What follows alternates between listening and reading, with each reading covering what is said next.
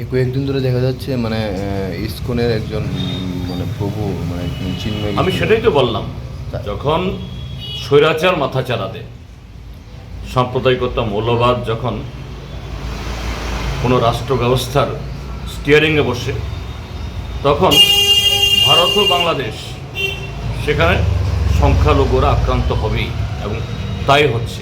আমরা এর নিন্দা জানাচ্ছি। এটা হিন্দু হিসাবে নয়, সেখানকার সংখ্যালঘু এবং বিপন্ন হিসাবে তাদের পক্ষে, শুধু সেখানকার যারা সংখ্যালঘুরা না, সংখ্যাগরিষ্ঠের মধ্যেও যারা গণতান্ত্রিক দেশপ্রেমিক মুক্তিযুদ্ধের চেতনায় উদ্বুদ্ধ যারা, তারা নিশ্চয়ই সোচ্চার হচ্ছেন এবং হবেন, এটা আশা করি। এই কয়েকদিন ধরে দেখা যাচ্ছে মানে ইসকনের একজন মানে প্রভু মানে চিন্ময় আমি সেটাই তো বললাম, যখন স্বৈরাচার মাথা চাড়াতে সাম্প্রদায়িকতা মৌলবাদ যখন কোনো রাষ্ট্র ব্যবস্থার স্টিয়ারিংয়ে বসে, তখন ভারত ও বাংলাদেশ সেখানে সংখ্যালঘুরা আক্রান্ত হবেই, এবং তাই হচ্ছে। আমরা এর নিন্দা জানাচ্ছি।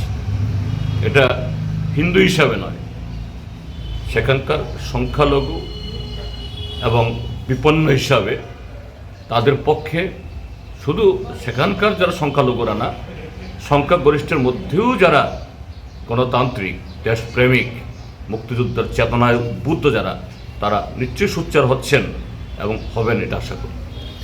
এই কয়েকদিন ধরে দেখা যাচ্ছে মানে ইসকনের একজন মানে প্রভু মানে চিন্ময় আমি সেটাই তো বললাম, যখন স্বৈরাচার মাথা চাড়াতে সাম্প্রদায়িকতা মৌলবাদ যখন কোনো রাষ্ট্র ব্যবস্থার স্টিয়ারিংয়ে বসে, তখন ভারত ও বাংলাদেশ সেখানে সংখ্যালঘুরা আক্রান্ত হবেই, এবং তাই হচ্ছে।